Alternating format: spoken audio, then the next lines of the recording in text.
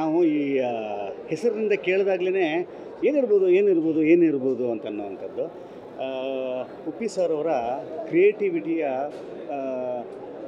Boundaries ಇದೆಯಲ್ಲ, ಆ ಬೌಂಡ್ರೀಸನ್ನು ಮತ್ತೆ ಮುರಿಯೋದಕ್ಕೆ ಉಪ್ಪಿ ಸರ್ ಕೈಲಿ ಮಾತ್ರ ಸಾಧ್ಯ ಅನ್ನೋದಕ್ಕೆ ಮತ್ತೆ ಈ ಸಿನಿಮಾ ಅದನ್ನು ನಿರೂಪಿಸಿದೆ. ಯಾಕಂತಂದರೆ ನಾವೇನೇನೋ ಅಂದ್ಕೊಂಡಿರ್ತೀವಿ. ಯಾಕಂದರೆ ಅವರು ಈ ಟೈಟಲಿಂದ ಹಿಡ್ಕೊಂಡು ಒಂದು ಹೊಸತನವನ್ನು ಶುರು ಮಾಡುವಂಥದ್ದು. ನನಗೆ ಈ ಸಿನಿಮಾದಲ್ಲಿ ಅನಿಸಿದ್ದು, ಪ್ರತಿಯೊಂದು ಫ್ರೇಮ್ನಲ್ಲೂ ಪ್ರತಿಯೊಂದು ಸೀನ್ನಲ್ಲೂ ಕೂಡ ನೀವು ನಿಮ್ಮದೇ ಆದಂಥ ಆಯಾಮದಲ್ಲಿ ಎಷ್ಟು ಡಿಕೋಡ್ ಮಾಡ್ತಾ ಹೋಗ್ತಿರೋ ಅಷ್ಟೂ ಕೂಡ ಒಂದಿಷ್ಟು ವಿಚಾರಗಳನ್ನು ಒಳಗಡೆ ಇಟ್ಟಿರುವಂಥದ್ದು. ಬಹಳ ವರ್ಷ ಆಗಿತ್ತು ಸರ್ ಅವರ ನಿರ್ದೇಶನದ ಒಂದು ಸಿನಿಮಾ ಬಂದು.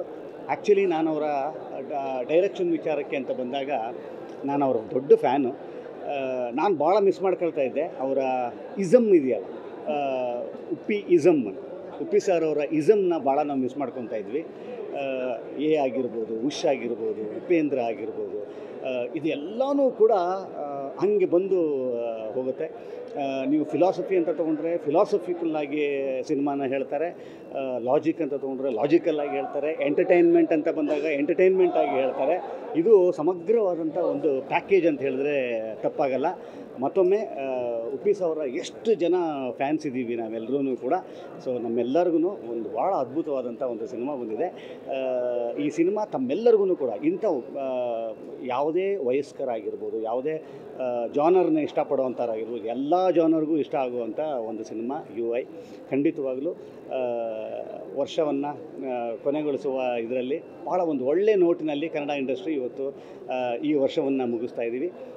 ಉಪ್ಪಿ ಸರ್ ಅವರ ಈ ಒಂದು ಜರ್ನಿ ನಿರಂತರವಾಗಲಿ. ಇದ್ರ ಮುಖಾಂತರ ನಾನು ಒಂದೇ ಒಂದು ಕೇಳ್ಕೊಳ್ತೀನಿ ಅವ್ರ ಹತ್ರ, ಡೈರೆಕ್ಷನ್ ವಿಚಾರಕ್ಕೆ ಅಂತ ಬಂದಾಗ ದಯವಿಟ್ಟು ಈ ಗ್ಯಾಪ್ ಕೊಡಬೇಡಿ.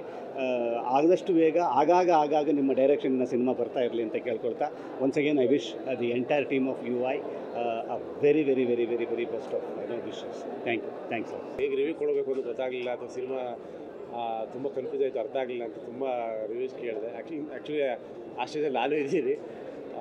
ಅಂದರೆ ಅವ್ರು ತುಂಬ ವಿಭಿನ್ನವಾದ ಚಿತ್ರ. ಐ ಥಿಂಕ್ ಉಪ್ಪಿ ಸರ್ ಕೈಯಲ್ಲಿ ಮಾತ್ರ ಈ ಥರ ಒಂದು ಸಿನಿಮಾ ಮಾಡೋಕ್ಕೆ ಸಾಧ್ಯ. ಅಂದರೆ ಅವ್ರ ಥಾಟ್ಸು ಮತ್ತು ಏನು ಹೇಳೋಕ್ಕೆ ಹೊರಟಿದ್ದಾರೆ, ನನಗೊಂದು 70% 80% ಗೊತ್ತಾಯಿತು. ಇನ್ನೊಂದಷ್ಟು ಕನ್ಫ್ಯೂಷನ್ ಆಯಿತು.